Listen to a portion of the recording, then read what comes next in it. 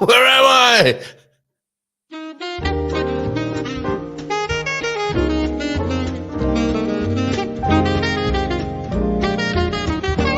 Bom dia, Portugal! In Portugal, there's a YouTube show full of fun facts you need to know. Carl rings the bell and the members show to the GMP morning show. Featured guests will come and they will blow your mind. The audience will do so in kind.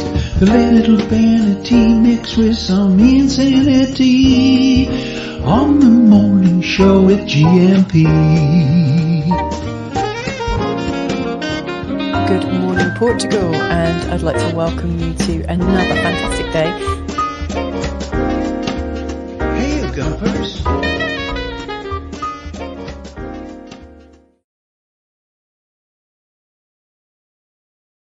Hey, hola, bon dia, alegria. Munson here with the Good Morning Portugal show live stream and podcast. How are you this morning? It is Thursday.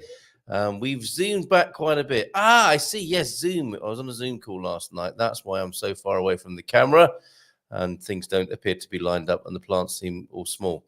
We were on a fantastic call, me and Mrs. M, last night for the Portugal Plan Virtual Summit. Now I'm a bit high. What do you think? In a bit. It's like the golden shot. Did you have that in America? Left a bit, right a bit. And actually, that should be going a lot. Hopefully, the camera. Oh dear, it's going.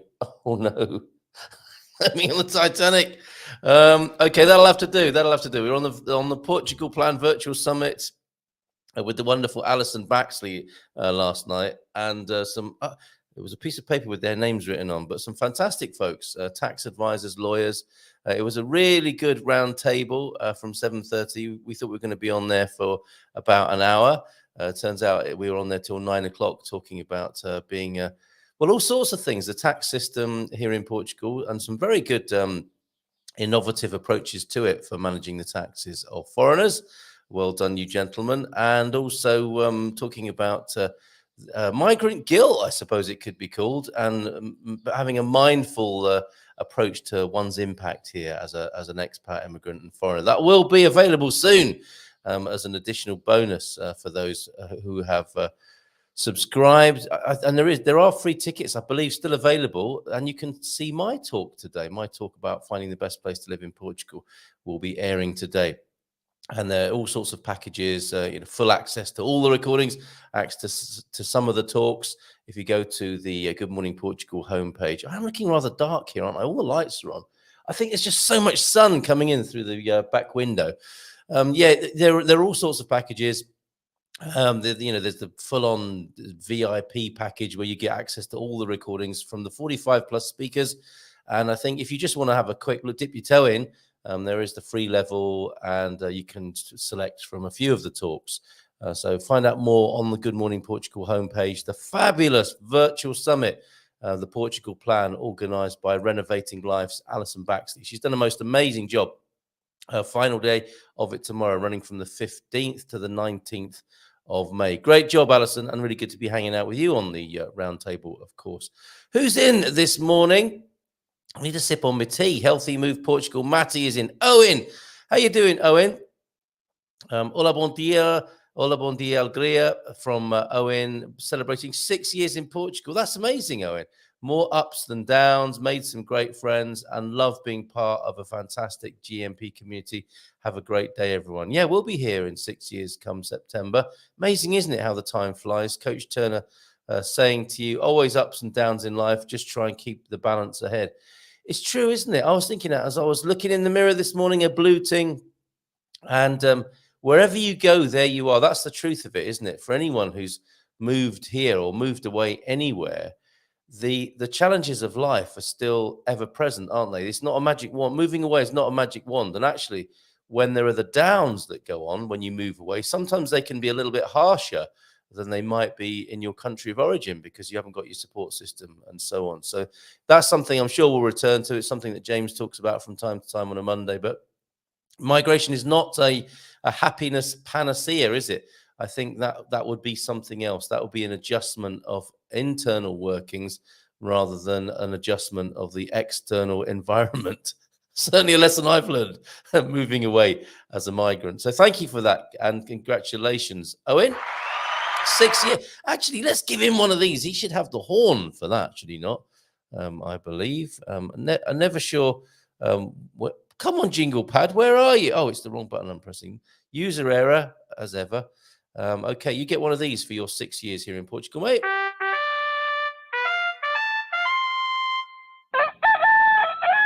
Cock-a-doodle-doo. And a big round of applause. Ah, you see, that should be... Yes. Woo, got there at the end. Well done, Owen. And a morning, everyone. He's getting ready. He's shouting already for the man cave, which happens on a Friday evening. When my father-in-law was here for this last month, the in-laws have gone home now. Great to see you, Dee and Alan. I trust. Well, you had a great time. It was evident that you had a great time. A particular love affair with the pit stop here in San Martino de Porto. I know you absolutely loved going to the pit stop. So great to see you. And I discovered while chatting with my father-in-law at the pit stop that he's part of that filthy man cave group on Facebook. Something that I was a part of some time ago. I think you need some studio lighting. No, it is the light. The camera's struggling, Andrew, because there's so much light coming in through the patio doors. I've moved the studio to the ground floor now, so I can look out at the garden and the plants and the dogs milling around outside. It's really nice, but the only problem is, I can do image adjustment. I'm on auto exposure. What happens if I take that off? You see, it gets a bit lighter, doesn't it? Auto exposure. If I turn that off and turn the gain up a little bit, there you go. See, don't need studio lighting. I can adjust it like that. Oh, that's great, isn't it? Fantastic. Well, thank you for that prompt. But that's better, isn't it? All right, where was I going before I really interrupted myself with that? Oh, yes, the man cave. Alan's a part of the man cave group where you share all those saucy memes. And it was just brilliant to know that my father-in-law, he's back in UK, he lives in UK, and he's part of the whole extended man cave network. And I don't know if you man cavers had made that connection, but Alan there in the man cave, he is Louisa's dad. She's a chip off the old block, isn't she? And talking of Kent, greetings from Kent this morning. Well, yes, it wasn't obvious that I was talking of Kent because of Mrs. M. She is from Kent. That's where my in-laws live. And the Ancient Mariner sent us a little movie clip from there yesterday morning, I believe. And I neglected to play it yesterday morning, so I will play it for you now. Well, I would, but I can't find the blooming thing anymore. I thought I downloaded it. And he was reporting in from the Tuck In Cafe, which prompted me to ask you. Let me see if I can find that, because it's quite a nice setup for what I'm going to ask you this morning. I was asking you yesterday, of course, about the first bands that you saw. There are people in our community who've seen the Rolling Stones and more historically and interestingly, perhaps, the Beatles. Paul Richards saw the Beatles in Bradford many years ago. What I forgot to ask him, and I was thinking about this also this morning, was what were they like? Did you think, now there's a band that's going to dominate the whole of popular music and the world? Do I see? I've already downloaded it. Yes, I do want to download it, and that's the clip of the Tuck In that's coming up. Yeah, did Paul think that when he saw the Beatles, and I wonder which one of those somewhat now notorious DJs was presenting them on the screen, or was it David Jacobs presenting the Beatles on the stage at Bradford? Probably not. Who would it be? It would be someone like Johnny Walker. Right, where's the video of the Tuck In? Flipping heck, I can't find it. But anyway, yes, bands that we saw as teenagers we were talking about yesterday. Okay, I've got the Tuck In now. And this morning, the Tuck In, which is, of course, a little play on words from the UK. And it seems that owners of establishments in the UK do like a little bit of a play on words. Let's hear this greeting from the Tuck In. Jumpers, live streaming to you this morning from the Tuck In on the A2, just outside Sittingbourne. Bet you wish you were here, don't you? Take care. Have a nice week. Bet you wish you were here, don't you, Tuck in? I nearly had a full English last night. Mrs. M found some bacon. Another great thing about Mercadona is they do a pretty good bacon in there, and they sell Heinz beans as well. So we had a bit of a fry up last night. But the Tuck in is a sort of place where you can have one of those full Englishes. And the tuck in we like because of the play on words. You know, tuck into your food. Tuck I-double-N. It's an inn, a hostelry on the A2 in Kent. And I thought to myself, yeah, there's places like Abracadabra, a kebab shop. I believe that's in UK, and Barbers. You know, Bo Locks, I think, was the name of her hairdressers in the UK. And I was looking. I googled it. What are some amusing names of shops? You know, and then I came across the free shop name generator. So should we have some fun with that this morning? I think we should do more kind of AI related stuff on the show. We had the excellent description. Tony Bryant put my name into Chat GPT or something similar, and it was really accurate. So why don't us Gumpers here have some fun? And I found shop name generator. If the breakfast show here, Breakfast Show Portugal, were a shop, what would it come up with? So I haven't done this before. I'm just pressing the button now. We are going into the world of AI. We are Name Fatso invites you to start your 3-day free trial. Oh, okay. So I've been I've fallen foul of a paywall. Okay, so I can't do that. Can I? Oh, the limited breakfast show Portugal, the combined. I don't think much of the AI show, the AI take capability so far. The breakable breakfast show. I suppose it's really good. It's basically digital brainstorming, isn't it? The aggregate breakfast show, the musical breakfast show, the organic breakfast show, the evolutionary breakfast show. Oh, the disappointed breakfast show. Or was it listening to me saying that I was slightly disappointed with its behavior? This is where the machine starts to get angry, presumably, and learn human emotions. It may be slightly crestfallen that I'm not that impressed with this. The charming breakfast show, Portugal. The boring breakfast show. I'm going to move on. Okay, is it giving me feedback now? But do you know of some funny names like Bolocks for the hairdresser, like Abracadabra and the tuck-in on the A2? Thank you very much for that, Ancient Mariner. Let's see who else is in this morning. Oh, Meet the Greek with MEAT, a name of a kebab house. Okay. And halal, is it meat you're looking for? The Muslim butcher. Very good. Okay. Geez, the UK looks depressing. Well, it doesn't need to be like that. Ancient Mariner shared that video in good faith there. The tuck in wasn't all that great. A review, not all that great. Well, I'm sad to hear that. What did you have? Do let us know. Ringo is a great drummer. Oh, going back to bands you've seen. And okay, so Lord Gilchrist saw the Rolling Stones in the 80s. The Ancient Mariner saw the Stones at Wembley. Oh, also in 1983. I thought that said 1963. I'm not that old. He may well be saying. Okay. No, he saw the Rolling Stones in 1903. Bon dia, Gumpers, from a Coach Turner as well. Early start this morning, has had a 7:30 appointment to replace a windscreen. Do they start that early, or was that an impromptu one by the roadside? My goodness. So now sat with a coffee for the next hour or so. Oh, I see. You're still in the windscreen workshop there. Deagle was in earliest, though, at 7:22. Bon dia, car and Campus, nice enough overnight. Expected high 16 degrees in Belfast. But someone has stolen the blue skies. It's a big but. It's in capitals. Who doesn't like a big but first thing in the morning? The blue skies, very grey. We vote in today, gentlemen. We vote. We vote in local council elections today in Northern Ireland. Remember, vote us, keep them out. Vote us and keep them out. That way we can claim more in expenses. Very little bread and butter issues. Well, there's a surprise. I'll vote PR. Vote as PR 1, 2, 3, 4 left.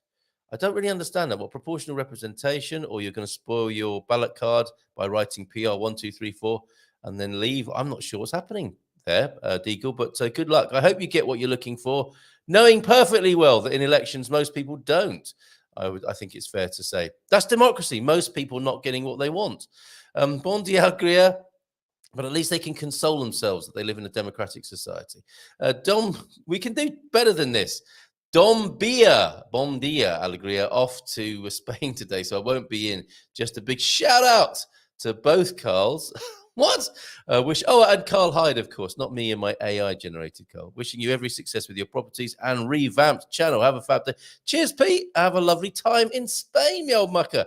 Bon dia, Gumpers from James. Feliz Quinta Toros. I showed that dad joke you sent to me yesterday. It was the invisibility related dad joke for the Star Wars. Star Trek ones.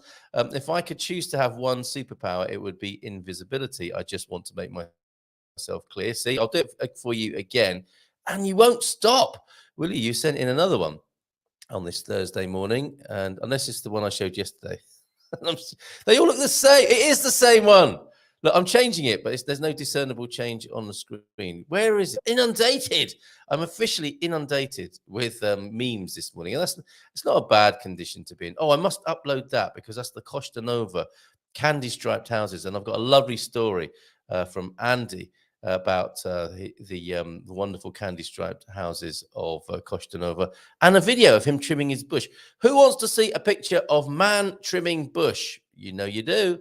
And that also has disappeared into the massive pile of video and photographic footage that has beset me this morning. Quite amazing.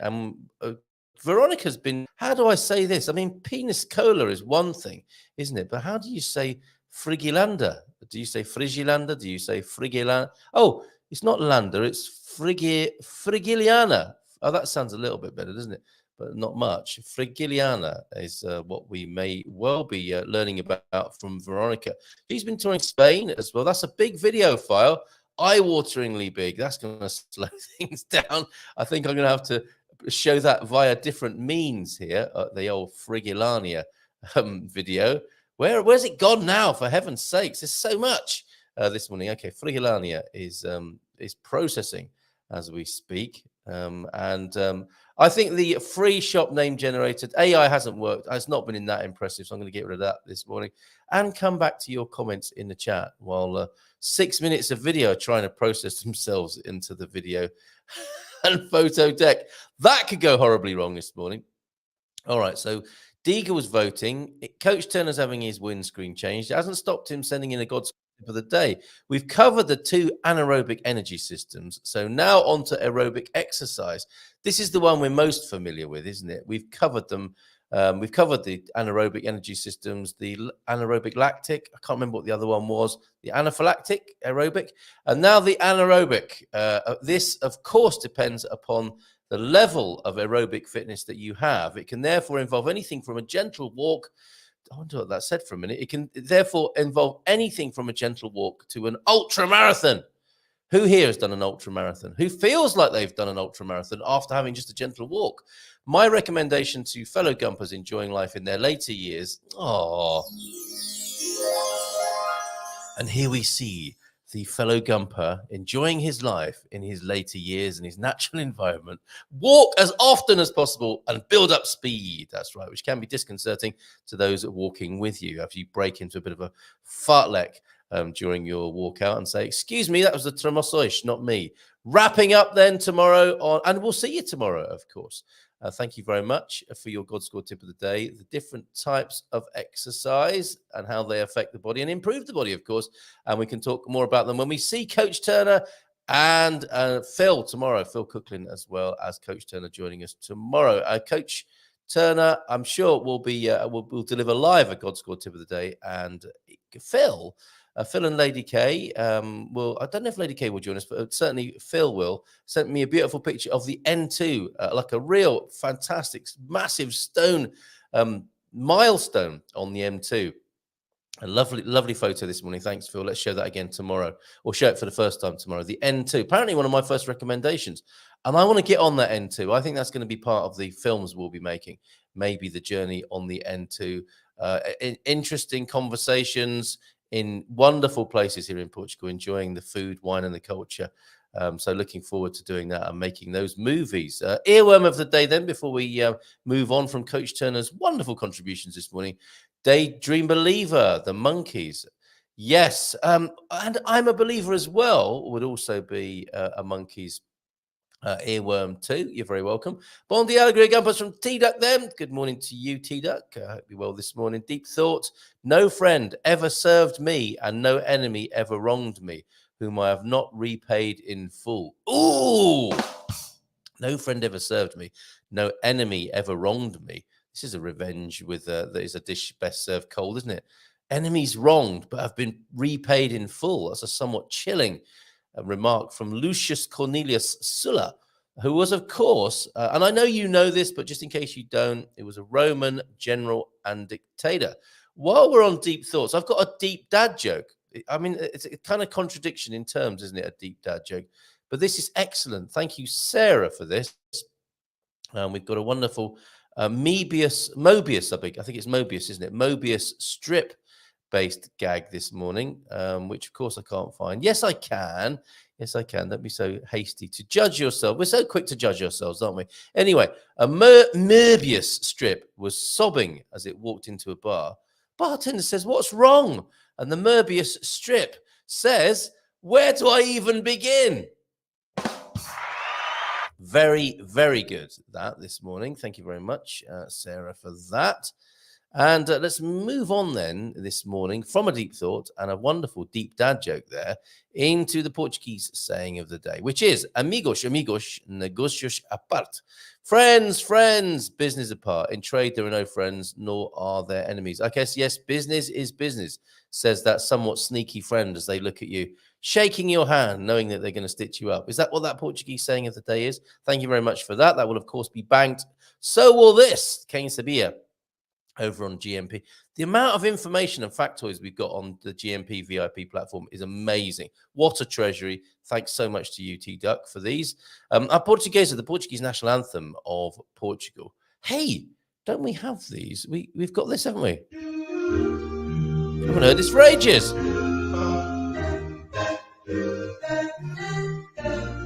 Bum, bum, bum. La, la, la, la.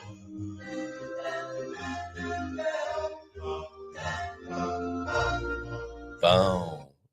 Amazing. Okay, Portuguesa, the Portuguese national anthem of Portugal. The song was composed and as never heard before there by Alfredo Kiel and written by Enrique Lopes de Mendonça. It was created during the resurgent nationalist movement ignited by the 1890 British ultimatum to Portugal. You don't hear so much about this when we're thinking we've got such a special relationship.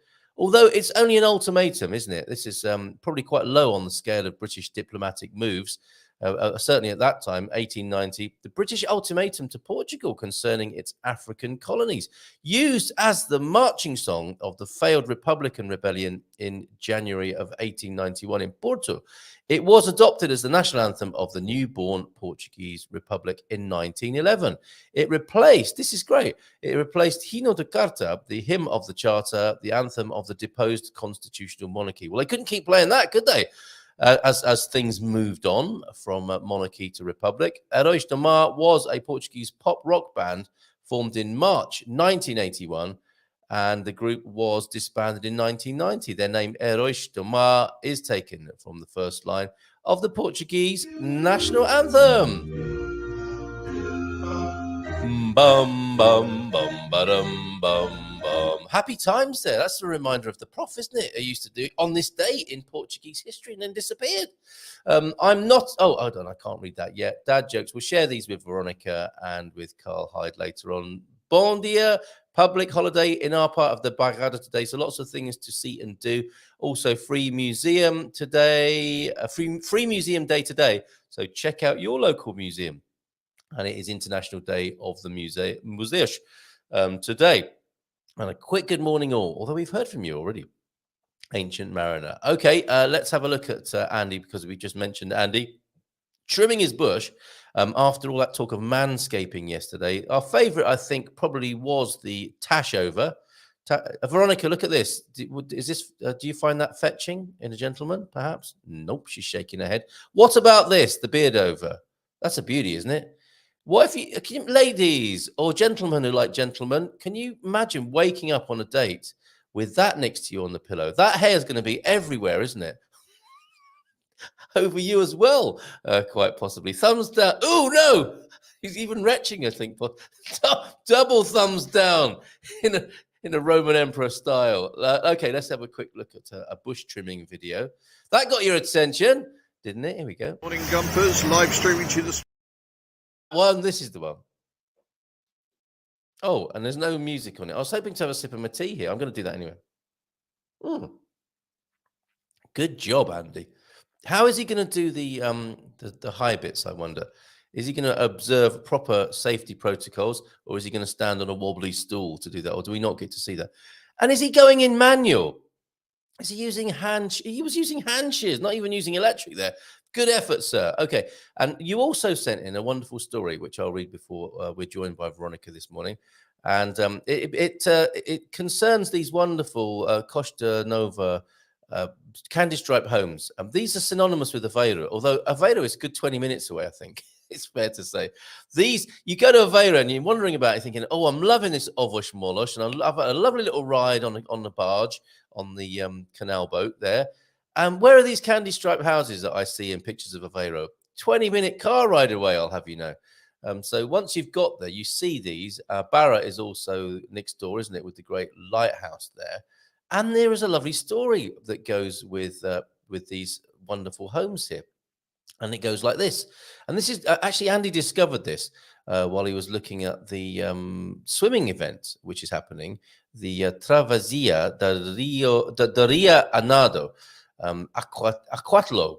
It's a kind of regatta swimming event that's happening up there. We've got the poster for that.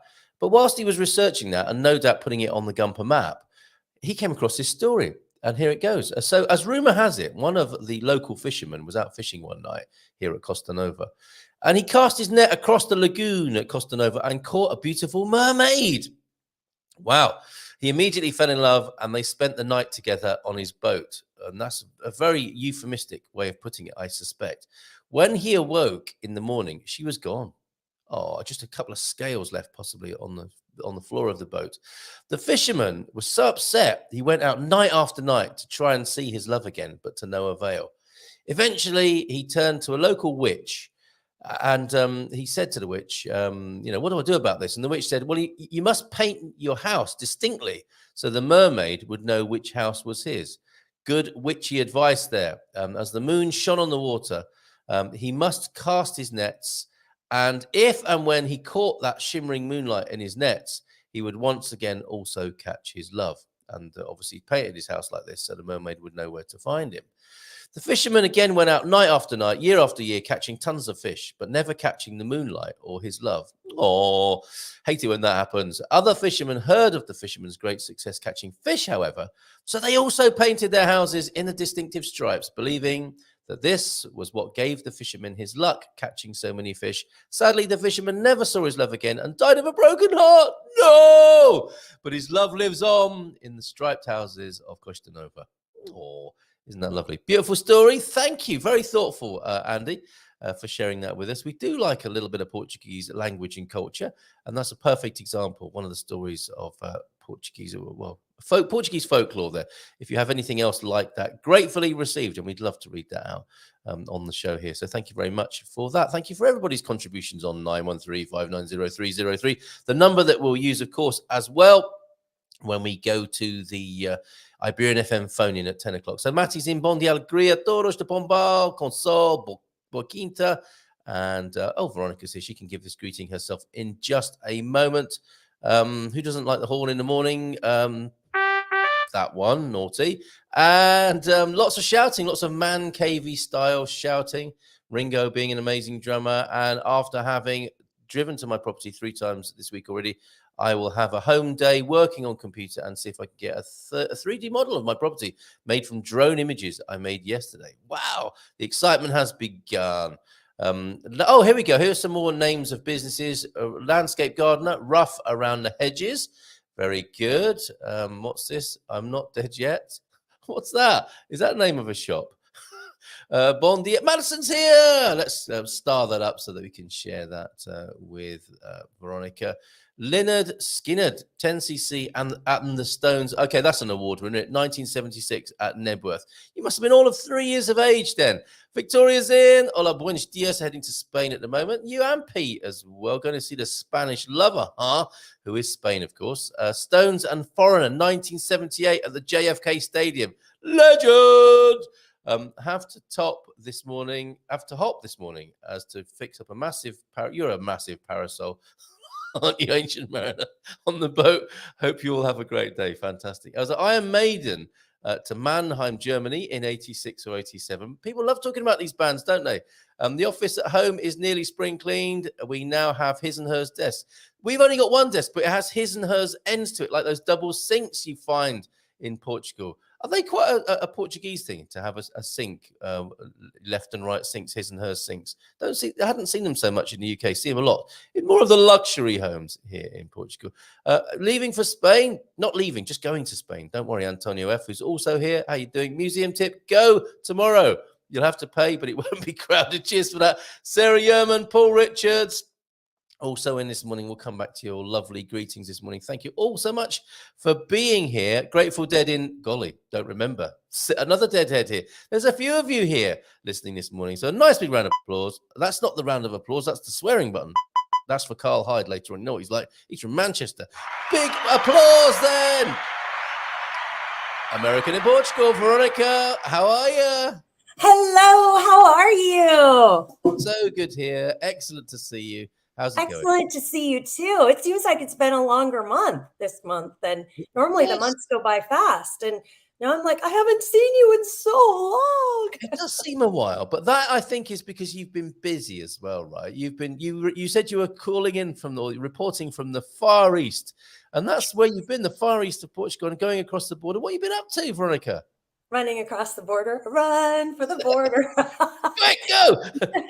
You know me, I love my trips. And one of my friends is considering, she's, as you put it, she's, what did you call it? Bi-Andalusian? Iberian. Iberian.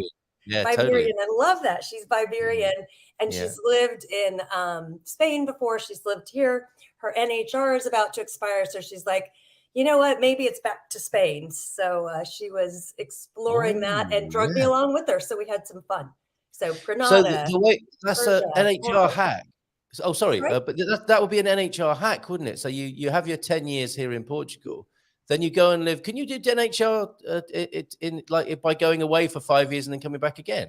No, actually, you have it. As far as I know, because it's always changing right now. I always say use your professionals. That was this month's article in the East Algarve magazine, is use your professionals. Stop asking each other. We don't know, and your situation may be different than someone else. But good advice. Yes, well said, Veronica. Ask the professionals. Yes. I have heard so many stories that are just utter junk. And I'm like, where is this stuff coming from? Who told you that? Well, I saw it online on like one of the Facebook groups, so it must be true. And I'm we like, need a top 10, don't we? Hi, Jim. I gave away his. So Quichotte is another name. It's the German name for Don Quixote, right? Is that right? I didn't know they that. call him Quichotte. I'm like, who's Quichotte? Right. So this is a stage name of somebody. Quichotte coins here. Yeah, that's Jim. Gave him away. Everyone say hello to Jim. But is that so? It's not. Is it like Quichotte coins there, or coin, as French ducks might say? Okay, we don't know is the answer to that. But we do know you're absolutely right that a lot of cobblers is spoken. Or to put it another way, I've got a meme for this. And I think it was my theme this month because I heard so much junk, and someone said, oh, one of the attorneys you recommended a financial company that did an NHR, and they withheld their username and password and kind of held it hostage. And I'm like, that was me. Like, y'all are going on to these websites and cross-mixing data. And you have to go direct to a very reputable attorney if you're going to use one, a very reputable financial person. And we're all different. What works for me is not going to work for you. You know, if I have capital gains hits in America, it could totally hit you here. Your global income. I had somebody say, oh, we're going to move over here and then we'll sell our house. I'm like, well, if you get residency here, if you talk to the financial person here and they say, oh, in the United States of America, we get, an exemption. And you do in America when you sell your primary residence. If you've lived in it for 2 of the past 5 years, you get to claim an exemption. Used to be $250,000 for each person, so it could be $500,000. So let's say you bought your house for $500,000, sold it for $1 million. That extra $500,000, there's no capital gains. Doesn't mean that if you're a resident here and do it after you're a resident here, it doesn't affect you or it doesn't add on to your global income. So these things are always changing, and I think that just even changed this year. So before you come here, you got to talk to an expert and do your planning, unless you're super, super simple. I have a pension and that's all I have. And, everyone online says it's this. Not many people are super simple these days, are they? Let's face it. So that is such good advice. And it chimes with what Alison was saying last night, Alison of the Portugal Plan Virtual Summit. People tend to focus on their visa, don't they? And quite rightly so. That it seems to be the most obvious thing to focus on. And without it, you can't come. So obviously they would do that.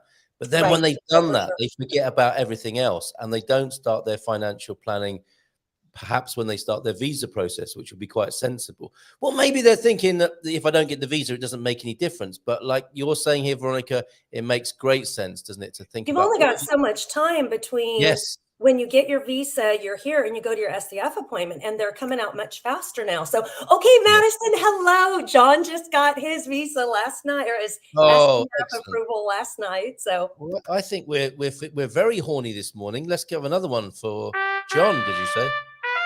Yay, John. John got his. Yay. And we have another American back home that just got her approval, her D7 approval to come over. And we've got another one on the way. So we're super excited. Things are happening, and I think they're happening faster now. Much more, and especially with the California one, which is the wonky one. Okay, say that again. The California consulate is the wonky one. It's normally really slow and annoying.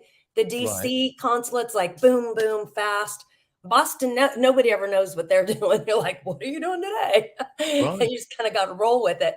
But California is usually the slowest and the longest process.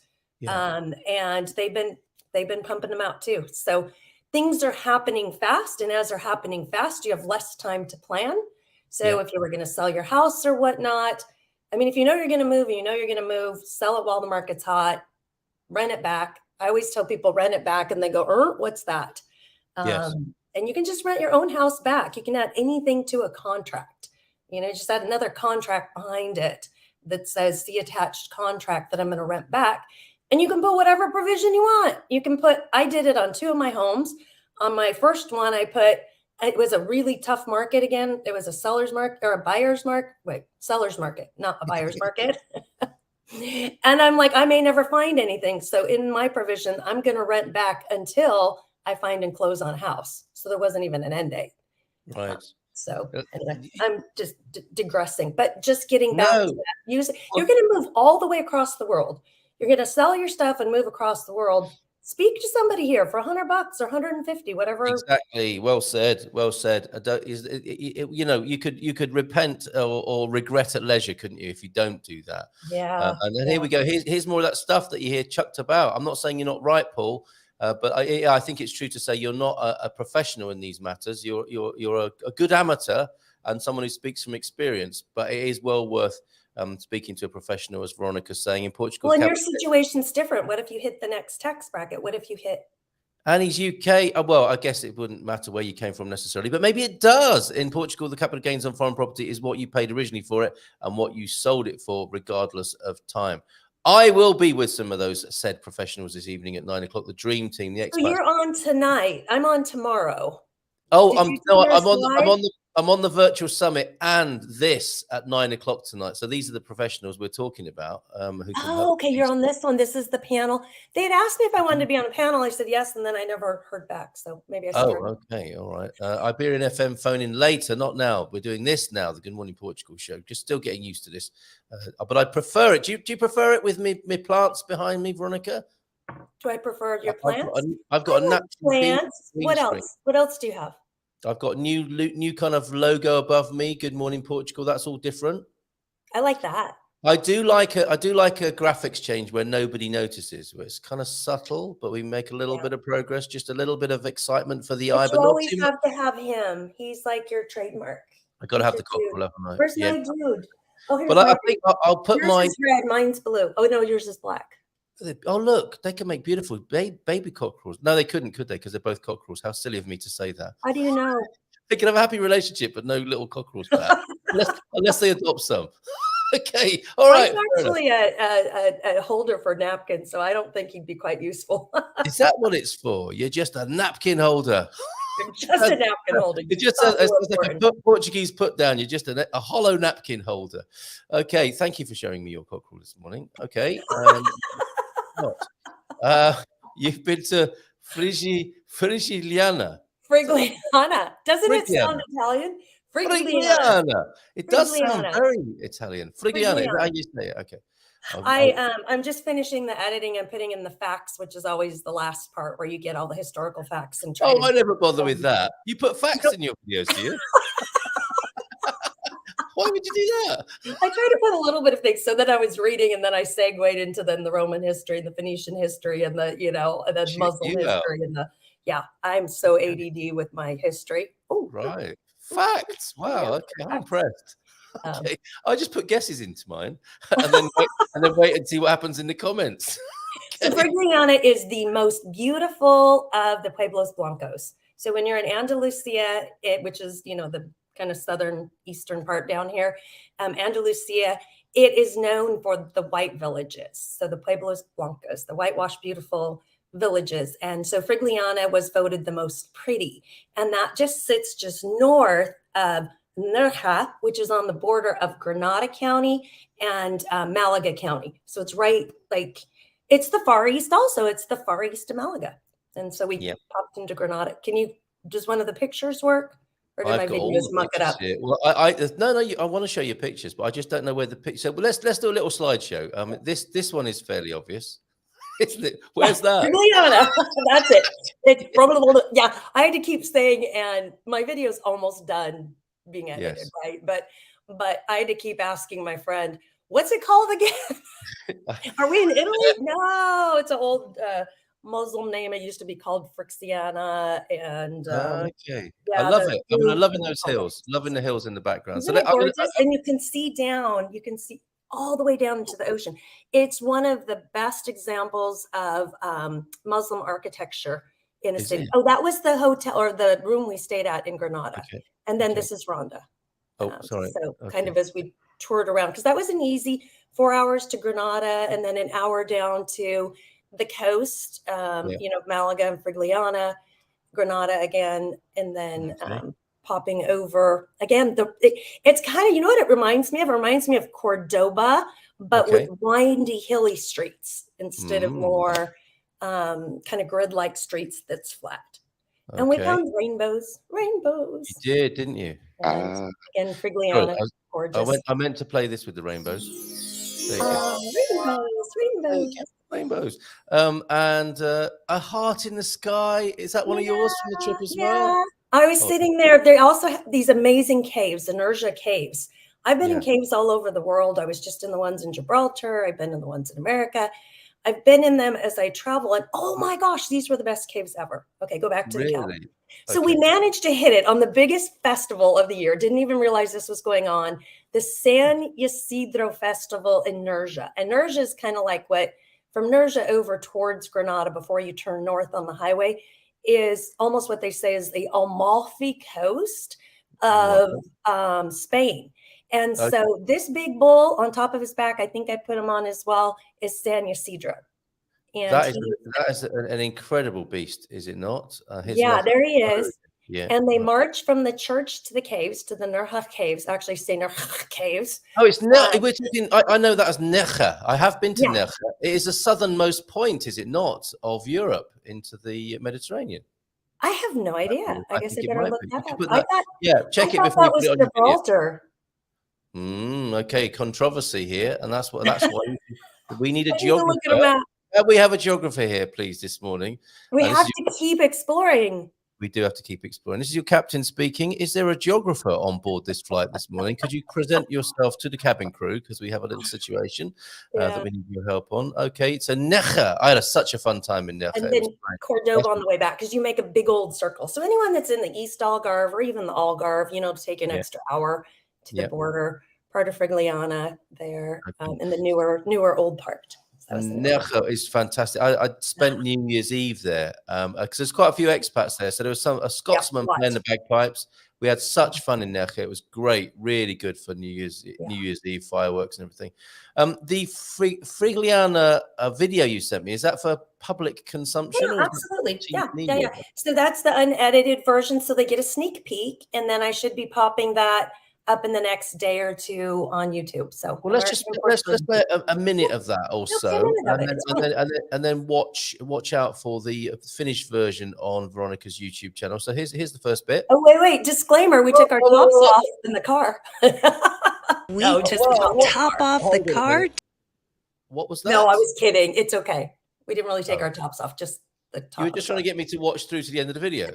Okay, and I would have done as well, and others would have been shouting, "Play it, play it!" Play it. We did see a man. We walked along a beach, and I was taking a video, and some people behind me said, "Oh, are you taking a video of the naked man?" I said, "What naked man?" I said, "No, it was like a horrible naked man." There were naked men swimming in the beach. Very happy to do so. I think that's a bit more popular or permissible in Spain than it might be. There are nudist beaches in Portugal, but I don't know if they're few and far between. It's not a subject I know a lot about, but I think people are a little bit freer to swim naked.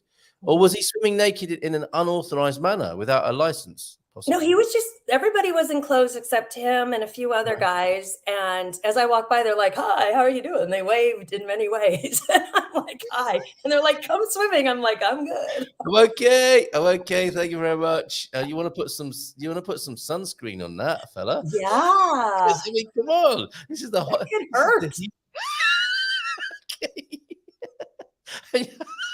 Sunscreen now or aloe vera later. The choice is yours. Yeah. Okay, all right, let's play the video. Frigliana, which is up in the hills of the Malaga coastline. It's actually very close to Granada, right on the border of the two counties. This is one of the Pedros Blancos, which is beautiful whitewashed villages. We literally take the top off the car, go from Granada, hit the coast in Nerja, and then cruise on up to the hills and stay for a few days. Come along to explore this amazing city, having fun, getting some history, and of course some great eats, some great views, and a lot of fun. Oh, Veronica, one of your fantastic videos. That is brilliant. I mean, we only saw the first few seconds there, but that is wonderful. And that will premiere on your YouTube channel in the next couple of days, did you say? Yeah, when I finish editing it.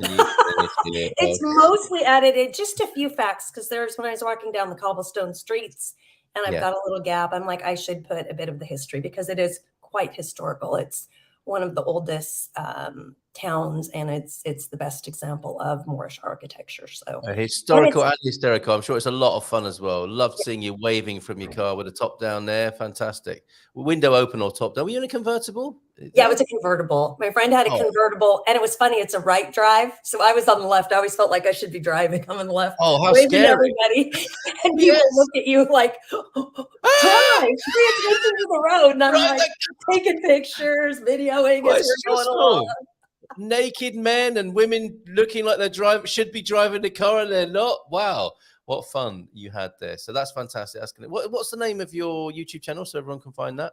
American in Portugal. Funnily enough. Okay. So, like when we're talking about names, you were talking about names earlier today, right? Yes. Oh, yeah. That's one of my pet peeves when I don't know what a place is. There's this marvelous restaurant that opened, and they named it some random name that sounds more like a weed eater than a restaurant. And everybody's like, "What's that?" We don't even know it's a restaurant. We wouldn't know if a friend of mine had opened it. We're like, give it some sort of name. That's why I love that cute. Like you said, the tuck in. Yes. It lets you know what it is, and it's fun and playful. But when they call, let's say my site American in Portugal, when they call it, I don't know, Oh yeah, I get you. Yes, Course, yeah, or yeah. And you say, well, why did you call it that? Well, it's because it's named after a place we went to in Italy that we really liked, and it's really random. It means something special, obviously, to the people who gave it that name, but it's not very helpful. I get it. if it's for Whereas, the public should be able to find it. So I figured super simple, American in Portugal. well, if somebody doesn't understand what the YouTube channel American in Portugal means, they should perhaps not be allowed to use YouTube, right? That's a They should basic perhaps test. stay in their home country. Yes. You might not do well in the It's not line for you. at the Stay SDF or IMT or even the stay grocery where you store. are. Like, Okay. there are people that I tell this probably is not the move for you.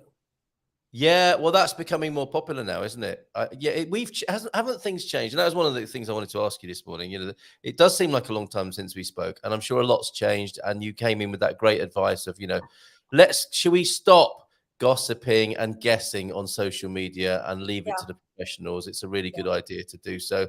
I'll be talking to a few of them tonight. We're doing one on shipping cars to Portugal tonight at 7:30 and vehicles. Yes, which you've been through, of course, and the dream team at 9. These are the professionals to speak to.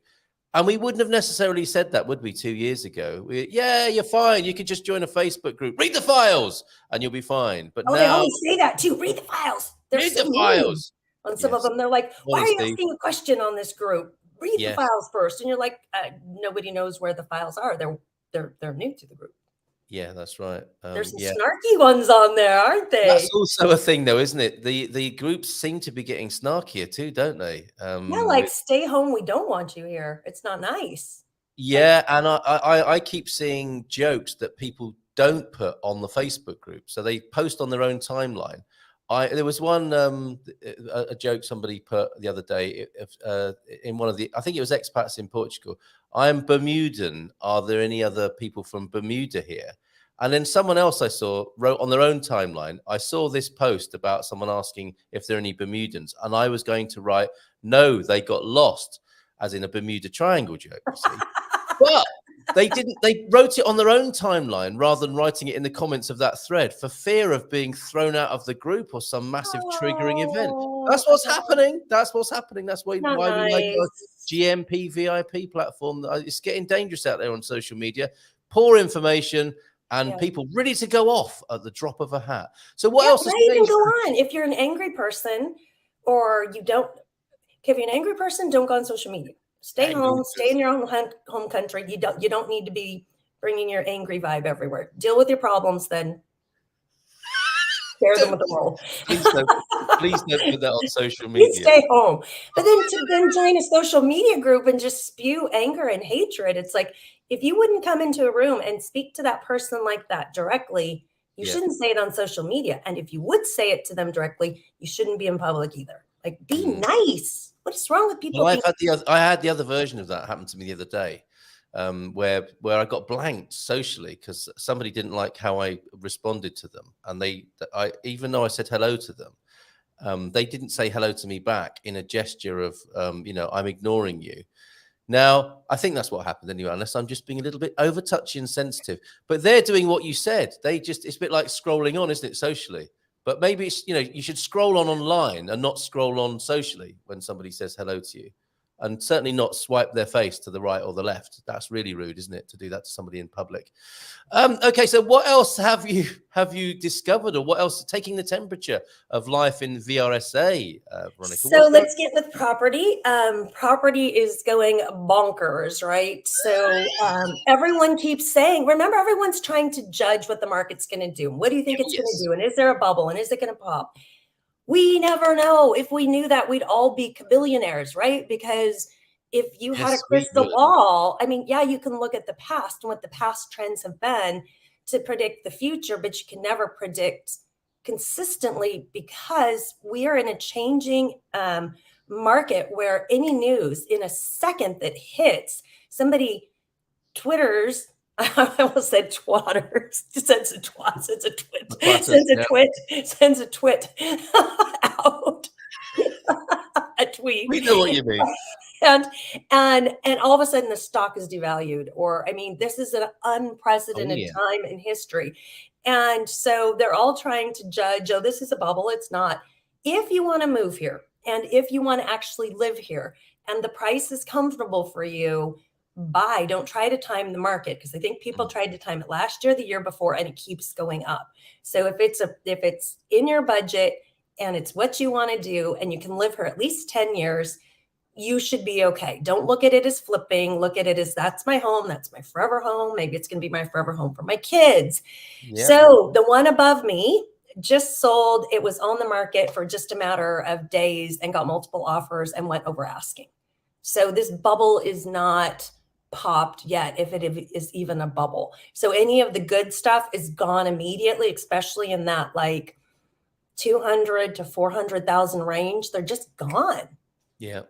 Yeah, it's quite amazing. In fact, although we have got a lovely little, when Carl joins us, he's got a lovely T1 in Belang. It's not huge, obviously, as a T1, but 250,000. I don't think that's going to be on the market for long. But Belang, near the president in the capital, lovely little place. Yeah, he'll be showing that later on. They put this one for 250 with the river and ocean view and a 360-degree terrace. Yeah. That's a lot of money. Best view in the entire town from this end. The only other view, if you can tell, this is the highest point in town. Next to me are the ruins and then the preserves. So from here all the way to the ocean and the river, Spain's across the river.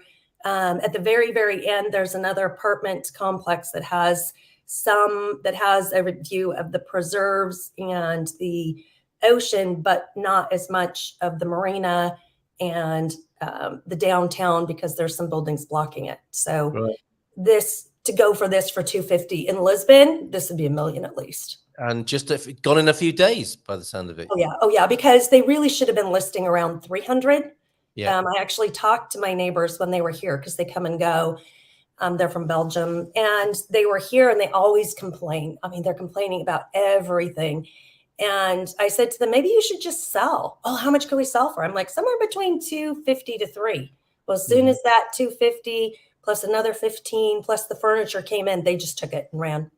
Wow. Madison is here. Bom dia, minha linda irmã Veronica. Hola, Madison. Congratulations. Oh, that's right. So right next door, let's give a shout out to Madison. They have a T3 right next door. It's literally right here. It's just one level down. Can I do that? It's one level down right next to me. And their bedroom has the beautiful view of the river. And then their terrace is right there too. So I think my agent's going to put that up. I don't know. I'm just back. I don't know if Raquel has popped that up yet, but that'll go fast too, because it's a 2-level, and it's you go in and it's got a beautiful living room and kitchen and big office or bedroom and a big deck to the back as well. So they've got their own private deck that's quite large to the back street. And then you go downstairs and you've got 2 more bedrooms, the master bedroom with one of the big sliding glass Juliet windows to the river. Juliet window, how lovely. And a big deck as well. It doesn't like a big deck first. But it's really like a sliding glass window. So it's a big window. You can be in bed and just be staring at the river. And then another bathroom down there, another bathroom upstairs, and a laundry room. How much are we talking? This sounds beautiful. So, and a little bit of a heads up for Gumpers here. If you want to get in on the action of this T3. Yeah, you could get in before the action hits. We're aiming around 300, right, Madison? I've got to talk to them. Okay. Because I'm not the agent, right? I have agents that do everything. I just help you with the right professionals. And absolutely. The one that's going to hold your NIF hostage. Madison, give me a thumbs up on that nobody held your NIF hostage. You're in, You might have to explain that for people who are tuned in for the first time, who don't know what that means. So what happens is there's these online agencies, and one of them reached out to me and said, hey, if you promote our site, we'll give you $10 per referral. And I just said no, because what they were doing is they then do a low cost, get your NIF for you.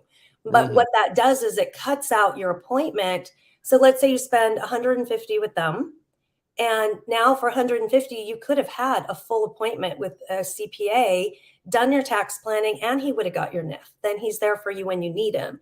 So it kind of takes you away from that. I don't get any referral fees for any of that. I don't. I just refer to good people. So what happens is they round robin to all kinds of people, like just whatever. They're going to take a chunk of your money, organize the document, send it out to different accountants that have the time. And then whoever you get, and that person could hold your NIF hostage. What they do is they're sent, when they set up your NIF, they set up the financial system, and they get a username and password. And to change your username and password, you have to log in, and they mail you the change on a card, on a card that they mail. Yeah. But it will always have, because you don't live here, and they don't communicate with anyone who doesn't live here yet. So when you're getting before you when you they say hold you hostage. You're talking about Finanzas, who are the one who send you the details. Yes. But at this point, they're sending them to your fiscal representative. Yes. And that is a strange thing in its own right, isn't it? That's a weird thing, Portugal, that your fiscal representative has, the only access they have is not through a professional login, but using your login, which what Veronica is saying, they then hold hostage. Because if you say, can I have my logins, please? And they say no, there's nothing you can really do about it, is there? Nothing you can do. There was one guy that was all stressed out, and he had to get the golden visa, and he had to do it now, and he didn't find a property, and I was trying to help him, but he just went in and did the financial investment where you put the money in the bank and then you can get it that way. There's if you put in $1 million, which don't recommend to the Portuguese banks, but anyway, he had this law company that then set him up with his username and password. And when he actually came over here and needed it to make some changes to give to his accountant, they said, well, that's 600 euros. And he said, whoa, that is hostage. We've been your fiscal representative for 2 years, and we charge, 250 a year plus this fee and they'd already feed the heck out of him, because it's 10,000 euros to even do a golden visa. Outrageous. The government fees. That's the government fees. Do you know what, Veronica? So you have to be careful with these places. Carl will have something to say about that. And he was smiling wryly, as though he may have heard of this before going on here in Portugal. Big round of applause, please. And onto the screen. Hello. Morning. How are you? Hi, Veronica. It looks like Naked Attraction now, doesn't it? We'll move the camera down so that you can see the face of the two contestants above you this morning. Let me tell you. All right, Veronica, you're okay there? All right, I think I'm fine. I think.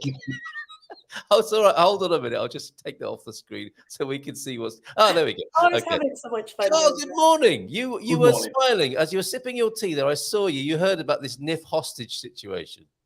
Well, it's not that specifically. It's just that it seems like a typical kind of thing where that kind of thing would happen. Passing something so important over to a third party, and there not being another system in place to manage that more efficiently. I mean, it just sounds very dangerous. And once somebody's got those details and that, effectively they can hold you hostage, can't they? They can absolutely send you bills and send you fees and say, well, this is 100 euros, that's 500 euros, and what are you going to do? You're going to be obliged to pay. If they were really unscrupulous, they could say, well, actually, you've got this bill to pay in the Finanzas portal, which we've got access to. If you send us another 500 euros to pay it off, we'll forward it on. And you don't know if that's true or not. Criminal mind right there. Criminal mind. Oh, wait, that way. Hold on. Criminal mind. Okay, where? There we go. Yeah, but the thing is as well, there are people out there who are that unscrupulous, and there are people who are gullible as well. And when you put those two together, you'll hear stories of people who have been ripped off for thousands. I don't think it happens that much, but I wouldn't fancy it. No. Well, and you're not just gullible. About to come out about scammers. One of my friends is working with a huge fraud investigator that he actually did the fraud in Luxembourg and stuff. There's a lot of fraud going on in the hills of the Algarve, like people selling properties they don't own. There's a lot. You have to use a reputable agent with a reputable shop that somebody has referred to you. I just had somebody in town ask me, oh, Veronica, thanks for all your help. We just went by this agency and found this listing. What do you think of this area? And I'm like, I'm not getting involved. I don't know that agent. They don't work here. I've never seen them. I've never heard of them. I'm not saying anything. If you're going to go rogue and go with somebody that we have not referred to you, that we know is trust. I I did a presentation for the what was it called? That virtual summit that's on at the minute. I forgot. Oh, you just did it too. Okay. I did one about renting yesterday, and one of the things I said there, if you're going to go it alone, just be aware that there are these scams out there, and if you're using an agent is duty bound to sort of examine the property first. That goes for whether it's a rental or whether you're buying it, of course. But even with a rental, check who owns the property, get the cabinet de predial, get the owner's ID, and do some background checks and make sure, because there's always it could happen. Let's say where you've got a married couple or a couple that's going to be divorced. Oh my word, yeah. And there's a difference of opinion on what to do with the property. Now, let's say one of them says, "Hey, I'm going to rent this place out," and the other person doesn't want to do that. Now, if you, I don't know, pony up 3 months of deposit and sign a lease, and you think you're in somewhere, and then after the fact you find out that actually, it's null and void because the contract means nothing, because it's not actually signed by the owners. Let's say if there's two of them. So there's lots of examples and reasons why you would want to use a professional to sort of mitigate the risk of those kind of things happening, for sure. That's no a big doubt. message. That is a big message that's coming through this morning at this stage. It's huge. And he's one of my referral partners. I just sent him yeah, you did. Thanks for that. Okay. Because we use the people we know, love, and trust. Yes, absolutely. Same here. And you're seeing people on this is not fly by night. These two are here every month to be held to account on the screens of Good Morning Portugal. And we will give you a sound drubbing if you get scammed, and we say why you could have avoided this. Nice.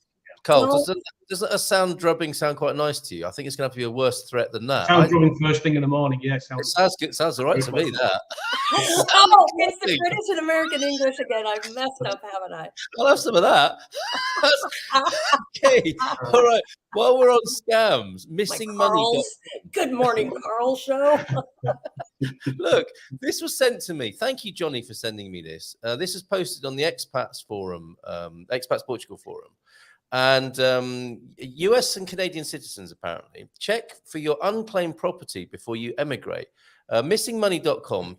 Now, I can't verify this. I'm passing this on as something that was passed on to me by a reputable source, I have to say. You can check this to see if you have funds held by your state's or province's unclaimed property department. Just guessing it might be easier to obtain these funds before you move. I poked around the site yesterday, says Johnny, found 3 claims for my dad and 1 for his wife and 1 for my neighbor. The site notes the value range of each claim. Hope it helps, and would enjoy hearing from those that are reunited with their forgotten assets. Do you think, it's got to be worth a try, hasn't it? Absolutely. What do you think, Veronica? Or is this something you're aware of that's a bit dodgy? Or are you looking on your phone now? I've heard about it in the States too, but I'm like, I kind of pay my taxes properly and I don't overpay. And I'm like, to me, it just doesn't sound like there would be missing money unless I don't know. See, the thing is, though, I overpaid $100,000 in taxes last year. Darn, maybe my kids will find it 10 years from now. There are a lot of people. I know this from the UK because it's a bit of an industry there where people will sort of chase up, tax refunds and stuff like that. I think a lot of people just go through life and don't realise what they're paying. They think they're paying the right amount. Now that can come back and bite you in the backside.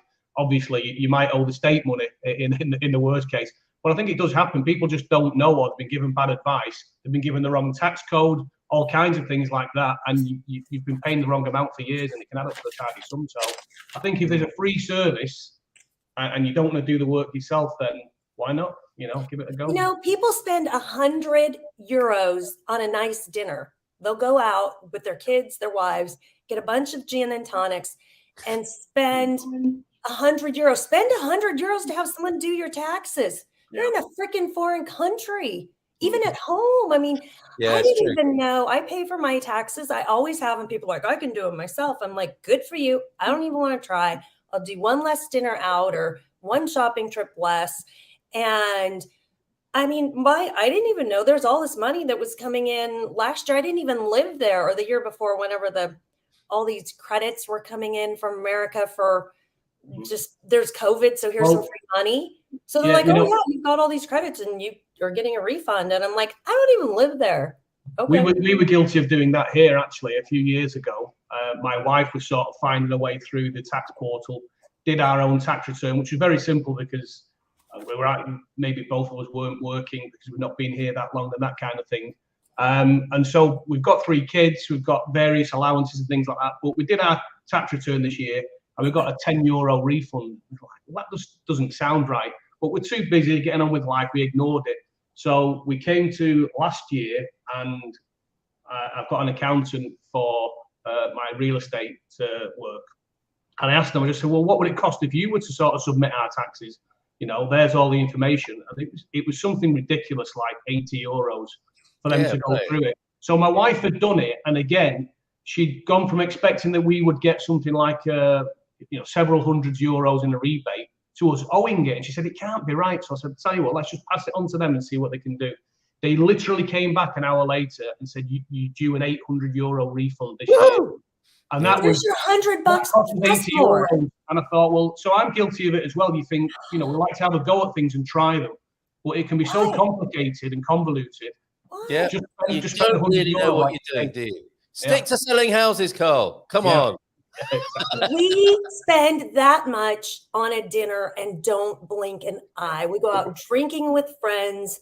Here's 8, here's 10, here's 8. And before you know it, there's your €80 and we don't think twice about it. But the once a year that, especially here, now that you're in a foreign country, if you mess up back home, you mess up here, it can affect your status. If you're like a tax fraud person because you didn't know back home, or a tax fraud person here because I'm going to do it myself, I'm going to take all the Portuguese documents and try to figure out and identify Portuguese tax code. It boggles my brain. There's only 2 things you need. You need to pay your tax guy. You need to pay your lawyer. It's not that much in Portugal. Well said. And it's not just a matter of being gullible. Someone used the word gullible before. It's about being a stranger as well, isn't it? You're at a disadvantage. You're not just gullible necessarily. You may be, but you're at a disadvantage. And we do like the independent spirit, but this probably not best applied in these situations. And it sounds like Carl Hyde is now a convert to what Veronica's talking about. He's got €700 in his pocket now. He didn't have it. Exactly. 800. Yeah, well, half the cost. Because if you subtract the cost, 80 plus, I don't know. I'm a little slow. It's still early for me. Veronica, what did you write down on your piece of paper there? We couldn't see it. Use a professional. There you go. Okay. All right. Well, take it for granted. That's what it says. It's use a professional. You're doing a magic trick. All right. We've got a few things to resolve here. We're a quarter of an hour away from the Iberian FM phone-in. It's been lovely chatting, of course, and some serious advice this morning. Use the professionals. The summit that Carl mentioned there, where he did a talk yesterday. I'm doing a talk there today on finding the best place to live in Portugal for you. That is, it's not one of those, this is the best place objectively. It's about finding the best place for you. If you want a ticket for that, go through to goodmorningportugal.com and you can click through from there. The Portugal Plan Virtual Summit runs until tomorrow. Missing money we've done. Let's find out if anybody comes back to us and they've just discovered that they own a house that they never knew about. Somewhere in America. That would be quite a not a moral maze exactly, but quite the quandary, wouldn't it? That you have a house you didn't know about that had been left to you, because I think that's part of it as well. Missingmoney.com. Let us know. We're not recommending it. It's just something that came through from the community there. And we have a question for our wonderful. Well, you're not a real estate representative. What Veronica's saying is use the professionals. She is well connected and loves the Algarve and can put you in touch with the right professionals to use in the Algarve. Carl is from the agency in Portugal and is a real estate agent. And we're being asked a couple of questions. I was going to say you experts on these matters.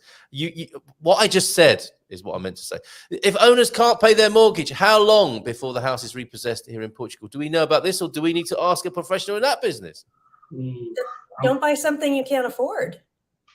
Well, I think that's not them saying that they can't pay their mortgage. It might be how long until these properties come onto the market. Now with Portuguese, but they're held for years. It's like 10 years after they're repossessed. You're not, if you're eyeballing one, you're hoping is going to get repossessed. I'm not sure it is. I think somebody may just be asking now. Yeah, I mean, anybody can fall on hard times. I actually don't know that. I think probably a mortgage professional would be the best person to answer that. I imagine every bank differently. Yeah. Exactly. It would go through the respective processes of the lender, wouldn't it, before it came to But to your point that some people can fall on hard times, this is again the financial plan. You're moving to another country.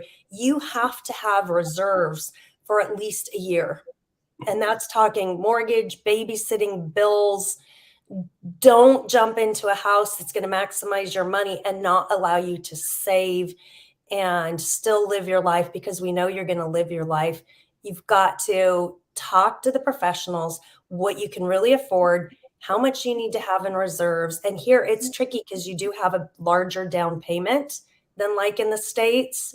In the States, they have programs for 100%. So you're not putting as much down. And it does take a big chunk to put it down. So plan, talk to Carl. He'll sit and, net out with you too. What you need to have this much in savings, this much, and try not to fall into that. It's a hard time because there will always be hard times. Yeah. Okay. Good advice. Lots of good advice this morning. We're still getting people telling us what first bands or early bands they saw. Tom Petty, Winterland 1978, and Van Halen and Black Sabbath in Oakland in 1978. There's some pedigree right there. Do you remember the first band you saw, Veronica? The first band I saw? It was Boston. It was in college because I grew up in such a bubble. I wasn't allowed to go to see concerts because people More Than a Feeling, Boston. And so I got to see where the whole spaceship comes in. Woo! Really cool. Fantastic. And meanwhile in Manchester, Carl Hyde. The first concert I went to was in about the year 2000, and that was Eminem in Manchester. Really? Yeah. Wow. My name is what? Okay, Yeah, very good. Keisho is explaining here, and a little bit of to and fro with Antonio F. Bon dia from beyond Lisbon's Katia Lima as well, and Bob is in as well. Bob, bon dia from Bob to everybody. And you had a beautiful visit in the southeast of Portugal in March, absolutely beautiful. And we used using the professionals, we used Veronica's accountant, so we're good to go. Excellent stuff. And this was the repossession and how long until they come to market. We can't answer that this morning, and I think it varies. That might be a dream team question tonight, Global Nobles. Maybe see you there at 9 o'clock. We went through Border for our NIF, great experience, and they notified us not to continue with the fiscal representative. However, when we got locked out of our finances site, Border graciously helped us. Deal with people who will graciously help you. Yes. Do you, Veronica, or do you, Carl, have offices in the Porto area? Have you got any friends up in Porto, Veronica? Yeah, lots of friends in Porto, and our favorites, Josh and Kaylee, are up there, right? Josh and Kaylee. So, yes, they're happy to help. Everything, and I'm sure that Caldwell Banker. Oh wait, sorry, the agency has. Whoops. The agency, of course. Do they have an office? The agency. Can you back up the mute? The agency. He's going to have his connections from, we've got agents. We've currently got just over 60 agents throughout the country. So we've got agents everywhere. We don't have a physical office in Porto, but I know we've got a very strong team there. So if anybody wants any help in Porto, drop me a line. Please, folks, put your... Yeah, it would be great to have your contact details in the private chat or on the chat, and I'll make sure people have those. In the UK, apparently, even when the UK taxman, HMRC, admits they owe you money, getting it back is quite something else. I think that varies, doesn't it? And nom de plume, Sarah is with us as well this morning. Good morning to you. Great to have you here. So the news from Lisbon then, Carl. Veronica was saying it's still cooking in the Algarve. I imagine it is in Lisbon as well, in the capital, right? It is, yeah. I mean, I was watching what Veronica was saying there, was listening in, and it's the same here. I'm not seeing anything really that's slowing things down. There's no massive price correction or anything like that. Prices seem to be steadily going up. It's much the same, and I don't see it being changing that much really. There's still an influx of people coming. I was in Lisbon at the weekend. Me and my wife went for a day away from the kids, and we just sort of Did you tell them? I was invited out for dinner with some clients that I helped find a place last year. So we parked up near their house, which is in Amoreiras, and thought we'll walk down to the waterfront and just sort of take in a bit of the scenery. And we stopped for lunch on Avenida Liberdade, on one of the restaurants that's on the street. And virtually everybody there was American, and some British as well. So I mean, it's just an influx of people, and it doesn't appear to be stopping to me. So what Veronica was saying about, you know, if you're ready to buy, or you think you want to buy and you're ready to take that step, I wouldn't wait for prices to, you know, correct or anything like that. Have that kind of 10-year plan, and you know, in the short term, you know, maybe things will go backwards a little bit. I don't think they will, my personal opinion. But over a 10-year period, I really don't think you can lose, you know. And it's a home. Again, you're looking for somewhere to live. It's not just an investment. For most people, anyway, you're looking for somewhere to live, not somewhere just to, you know, do a numbers game and flip at some point in the future. So yeah, much the same here. It's just, you know, powering on basically. Yep. Okay. We're getting. Thank you for that, for the little update from the capital. Although the UK might take time to refund you, it looks like there is a process in Portugal, and the annual IRS tax refund takes about 14 to 30 days to take place by bank transfer here in Portugal. So you've got that to look forward to. And speaking of taxes, they're due pretty quick here, so make sure yours are. And that's a conversation I was having last night on the roundtable of the virtual summit that I was on. And I was moaning, as I normally do, about taxation issues here in Portugal. And our Portuguese colleague on the roundtable said it's one of the better agencies here in Portugal in terms of how smoothly it runs. So, you know, forget about the others. He was basically saying the tax authority is among the best here. We have a lovely property to share with you here, Carl, haven't we? This is a beauty in Belém, and this is a listing on Idealista, the €250,000 one I mentioned. Tell us about Belém, because this is where the president of Portugal lives, of course, isn't it? Yeah, I mean, it's a popular tourist spot. I mean, you're right on the water. You've got the President's Palace there. There's the Tower of Belém, the Botanical Gardens, the famous Pastéis de Belém, cake shop, shall we call it? It's a bit more than a cake shop, really. I've been there many times myself. And this apartment is literally just a few minutes from that. It's around the corner from the President's Palace, so you know, you can count him as one of your neighbours. It's in a beautiful spot. It's very quiet. Great views from the front. There's like there's a school there, which is just classic sort of villa style. You know, painted beautifully. Just a really nice place to live. 5 minutes from the train station to take you into central Lisbon. And further up that street there is ample parking too. So it's a great place. Refurbished in 2017. You know, fully redone inside. You know, flooring, walls, electricals, everything. It's a really sweet little place. Great if you want to live solo, or maybe for a couple who are looking to downsize. You know, and live a bit of a simple life kind of thing. I love it. It's been done really well. Gorgeous. The photos, the photos are is great. so cheap for Lisbon and Belém, isn't it? That's a great deal, and turnkey. Yeah, you don't get many places that at that kind of price point that look like that and are in such a fantastic area. You know, I mean, I personally could live there quite easily. You know, everything got free fitting, so you know. And it is the tall one. It's the tall one we're looking at there, isn't it? It is, yeah. The tall one. I love this. The top level or one down from the top? No, one down. Oh, nice. Yeah. I love it. And I love, look at this picture. It's so cute. So it's the one with the Juliet balconies. Yeah. It is. And you've got your own security as well. Look, is she the concierge looking out the window there? Unofficially. That's his sign. Yeah. She's still there. There's a lady looking out the window on the ground floor. I thought it looks like a sign. Maybe it's a sign. No, I don't. I think it's a person. No, it's a little old lady. She's been there for a long, long time. So you have your own CCTV system, basically. Exactly. Yeah. No one's getting by. But look, it's a great place to live. It's a quiet street. Like I say, you've got those great views, and you know, great access into central Lisbon. You know, it is the greater Lisbon area, but Belém, I mean, it's got lots of open green spaces too. You've got the waterfront there if you want to just go for a stroll. I mean, we do actually go there fairly regularly because it's just an easy day out for the kids. Pull up, go and get a sandwich and a pastry, or, you know, a cake, whatever they want, and then take a walk along the waterfront. You've got the museums there. There's just loads to do. It's a great place to live. Oh yeah, I love it. And the pastel de nata, the hot pastel de nata, right from Yeah, Pastéis de Belém is nearby, walking distance. Yeah. And what I love about it, you've got a school opposite, and I've lived near a school. The sound of the playground when you've got your windows open in the summertime is absolutely wonderful. Kids run about and screaming.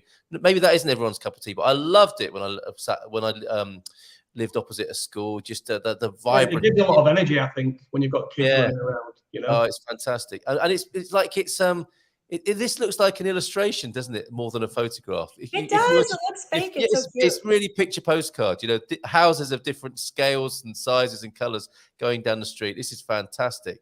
Well, you know what's something to say about that? Yeah. Carl used a professional photographer. Yes. Look online and you go, what are you doing?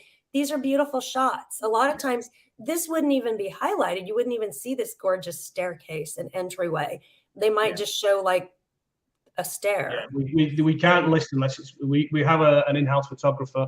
He's very good. You know, we use him obviously for the photography, video, and drone footage too. So depending on where the place is, obviously this doesn't really warrant a drone, but yeah, everything's got to have. That's part of the service, you know. But that photograph there that you remark upon, Veronica, is the one that could sell the house, couldn't it? Because to me, when you're in Lisbon and you step in, you can imagine yourself stepping in through to that hallway with the checkerboard tiling and the scrubbed wooden floors there. Beautiful. And it'd be like, this is our house in Lisbon. I'm feeling it. I'm walking into the tiles. I've got got the floorboards there. It's fantastic. Antonio knows it. Been there tens of times. Fantastic. And a certain ladies here as well, women who walk podcasts saying, isn't that gorgeous? She may or may not have a connection to this property. Isn't that gorgeous? The little Belém apartment. Thanks for featuring Carl and Carl. Brilliant. Darren, however, my eyes fell out. One bedroom apartment. 250 is a steal. And I mean, that is, I'm sure it'll be gone today, Carl. Yeah, it's a very fair price. It could be now, couldn't it? Oh, superb. Okay, well, we're coming up to 10 o'clock. Thank you so much. Lovely to inspire people with a bit of property there. And we are, of course, Good Morning Portugal. On the recent Spain Speaks, we were described as that Portuguese show that just sells expensive property to rich people. So there you go, right there. They must have seen us on the third Thursday of the month, right, when they tuned in. I did try. Is $250 expensive? That's right, exactly. Yeah, no, we do. We do get nothing in California for that. Like you would have a little. Well said. You can't even get a crack house for that. That's why I won't live there, frankly. They keep inviting me, but I will not be going to Hollywood if it stays that expensive. Okay. Excellent advice this morning. Use professionals. Don't have your NIF taken hostage. Can I have any more from you this morning? Let's start with you, Veronica.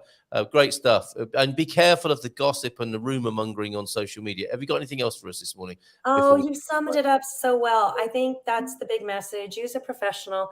If you're going to be a flipper or something else, have a business plan. But when this is your home, set up a proper plan, have your reserves, do everything you need to do. Really think about this. Don't think I'm going to buy and sell it. You know, really do your planning to get in the right location. See Carl tomorrow, right? Wait, that's tonight. Tonight at night. Yo, I don't know the time. Sorry, but yes, go to my. I don't know my time tomorrow. I got to look that up today. That's after the show. I got to look up what I'm on tomorrow. So, I mean, everything you said. If you are looking at this as a flipping opportunity or rental or something, do a full business plan. It's not for those that are professionals. Like your home is your home. You plan to live in it for that 10-year cycle, and it'll always do this, but in time it does that. Okay. Yes, absolutely. Thank you, Veronica. Excellent stuff. I'm thinking flipping for a Mancunian. That could be your book about real estate. Flipping good real estate, couldn't it? Yeah, it could. Yeah, absolutely. Yeah, I didn't get you for a second there. Then it dawned on. Yeah, the penny dropped. Good. But your closing thoughts today, Carl. Thanks for being here. Well, just a second. What Veronica said there. You know, definitely do your business plan. If you're actually thinking about flipping a place, then just be aware of the different tax rules. It's not the UK. It's not the States. You know, there are different tax implications. And I think actually flipping is not as easy here as it is in the UK. I know that, and I think probably that goes for the States as well. You know, where the tax rules are more favourable if you want to do that. I did some of that myself in the UK, and it's quite different here. So do your research, and again, just to repeat, do hire a professional for whatever you're trying to do. I always say this to people, to my clients.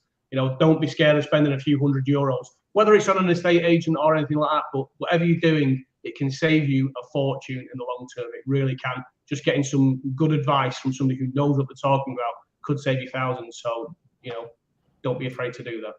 Very good. We will take this question in the Iberian FM phone. Thank you both for being here. Really great. Paul's asking, define a professional. I will after 10 o'clock. That house that you're listing there, some 400 meters away from the Palacio de Belém, the Portuguese president's official residence there. And what I'll be looking at on the Iberian FM phone-in is the Portugal resident headline. Portugal basks in economic good news, but can it last?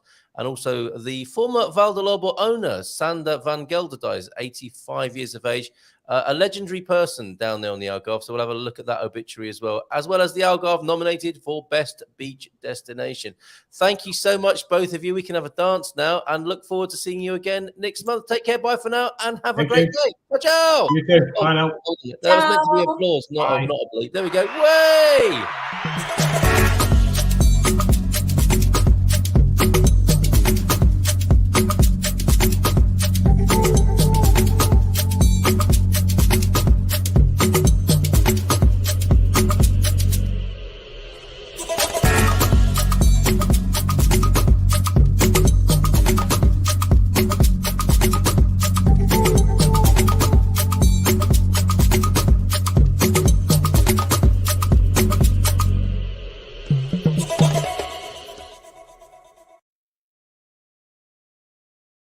I forgot those dad jokes again. Let's go and have a look at those now. I didn't share those with Veronica or Carl. They would have been useful to Carl as a self-proclaimed father there. He would have found these useful for his dad joke arsenals, as it were. I'm not an artist, just a sketchy guy. That's more of maybe his little kids wouldn't quite understand that and wouldn't want to know that either. If I could time travel, I would go to bed earlier yesterday. Oh, yes. Very good. And a man was shot today. Sorry to hear this. With a starter's pistol. Police suspect it may be race-related. Okay, thank you very much. Madsen, I forgot to mention as well your event that's coming up. And that would have been, I'm sure, one of these excellent do's where you... Oh, Bob Wenger saw Three Dog Night in 69 and at the Orlando Sports Stadium and Led Zepp 1970 in Tampa, Florida. Wow. Okay, let's see if we can find Madsen's event. Yes, we can. It's a club dance night at the Bistro Bar Latte with DJ Madsen spinning from 10 until 1 in the morning on the 20th of May. Sábado 20 de Mayo. Great stuff there in VRSA at the Bistro Bar Latte. Sorry, I didn't mention that earlier. Madison, thank you everybody for being here for the Iberian FM phone in. We're going to look at some of those Portuguese headlines and see what you think. Bluetooth will not connect for me, or it wouldn't earlier on. Let's see if I can do that now so that we can have you coming in on... I might have to restart my phone so that you can call me on 913-590-303. Not a happy bunny, this phone. I'm going to restart it and see if that helps. Yeah, 913-590-303. Misty morning earlier on the Algarve, but now it's brilliant sunshine. Let's find out about this Algarve beach nomination, shall we? And this will be in the Portugal news this morning. Anything else you want to talk about? You saw the intro to the Iberian FM phone in. If it's something is grinding your gears, something you want to get off your chest, you know what to do. Call in. It's not a whinge fest. It's not a moan fest. It's just about getting things off your chest so that you can enjoy life to the fullest. A problem aired, a problem shared is a problem halved, and perhaps you can put it behind you and stop being triggered by it, by having it talked about, and having others maybe give you another perspective on it. Is the open-hearted, open-minded phone in with things that you might not hear on other news outlets. Certainly, some of the opinions that are expressed, we're very open-minded here, I think, and very fair in our reception of other people's views. Lawful, they must be, and respectful, they must be here on the Iberian FM phone in. Algarve nominated for Best Beach Destination then. Let's see what's being said here. I'm sure both Veronica and Victoria will agree with this. I'm pressing the wrong buttons here. Hold on a minute. Bringing Veronica back onto the screen. Algarve nominated then for Best Beach Destination. Let me have a little read through this with you this morning. The Algarve and the region's hotels are once again highlighted in the European round of the World Travel Awards, the Tourism Oscars, basically, with the destination receiving a total of 44 nominations this year. And there's somebody enjoying themselves on a fantastic rope swing. It does look a bit like the Douro, however, in that picture. I wonder where that is, that library photo, as nice as it is. The region is again nominated for the award of Best Beach Destination in Europe after having already been recognised 9 times, but is also up for the Best Sustainable Tourist Destination Europe 2023, a new category of awards that reward excellence in the travel and tourism sector globally. Algarve Tourist Accommodation has 42 nominations in different categories, including Best Beach Hotel, Best Beach Resort, Best Family Resort, Best Lifestyle Resort, or Best Leisure Resort in Europe, no less. Tourism in the Algarve is much more committed to sustainable development, and these nominations result from everyone's awareness of the need to implement good practices and change behaviors to make tourism a viable economic activity in the long term, says the president of Turismo do Algarve, João Fernandes. At the same time, the Algarve is currently perceived as a more cosmopolitan destination compared to its main international competitors. Who would you have down as the Algarve's competitors? Maybe we'll find out in this article. As attested by dozens of nominations from the region's hotels in key categories. In the race for the best sustainable tourist destination in Europe 2023, the Algarve faces, the Madeira archipelago, the Baden-Württemberg in Germany, Dubrovnik in Croatia, Edinburgh in Scotland, Mallorca in Spain, Pembrokeshire in Wales, and the region of Attica in Greece. There you go. Voting runs until August the 20th. So if you'd like to take part, I will put the link in the chat for you. And I'm also going to try and spark up the phones in case you want to talk about it as well. And you can call me on 913-590-303. You can see the number on the screen. It doesn't like it, though, this morning. I wonder why that is. I can't restart my desk. Let me see. Roadcaster Pro connecting now. One more time. We may not be able to take any calls this morning if this doesn't go according to plan. I think we were nearly there, and then I pressed the wrong button. Don't you hate it when that happens, when you try and do something and then you just see it happen as you press another button and stop it happening yourself? Let's see if it happens again this time. Voting runs then until August the 20th. I will put the link in the chat. And is open to the general public as well as tourism and travel professionals, with the winner announced at the end of September during a gala taking place in Batumi in Georgia. You can call now 913-590-303. Successfully connected on the phone. You don't have to talk about this. You can talk about anything you like as long as you do it legally and respectfully and open to people responding to it in the chat. Paul Richards going to second that and may well jump on this link now and vote for his beloved Algarve. Go through to the link then that I've just put in the chat, and you can click through. Actually, let me put the specific link. That's the link to the. Well, that's not the end of the world, is it? That is the link to the news article itself. I think that might be the best I can do. Yes, it is. It is. Actually, no, that goes to a 404. You're gonna have to look that up. You're gonna have to longhand type that. Sorry, I can't help you any more than that. Hit that like button, says Antonio F. Good to see you on GMP VIP, Antonio. And let's move on then. Let's stay in the Algarve because I love to hear about the legends that have been part of making tourism in Portugal what it is. The contributors to Portuguese culture. Of course, the legendary Delta leader, Rui Nabeiro, I think his name was, who died recently. His backstory is incredible and well worth a read. Will we find out now about another Portuguese legend with an incredible contribution to the culture, especially down there in Val de Lobo in the Algarve? Let's look to the Portugal resident for this one. And while we're there, we'll have a look at a few of their headlines as well. Former Val de Lobo owner then, Sander van Gelder. Doesn't sound Portuguese necessarily, but it might be like that British guy who was one of the early adopters of travel to the Algarve. I must look into him again. There are these key figures who discovered the Algarve, it would seem, as foreigners. I'm saying, of course, it's very patronizing and condescending to say discovering the Algarve, because of course there were local people there. I'm talking about discovering it as foreigners and attracting other foreigners to come. Okay, so no disrespect intended there. Former Val de Lobo owner Sander van Gelder dying at 85. Let's find out more about this person.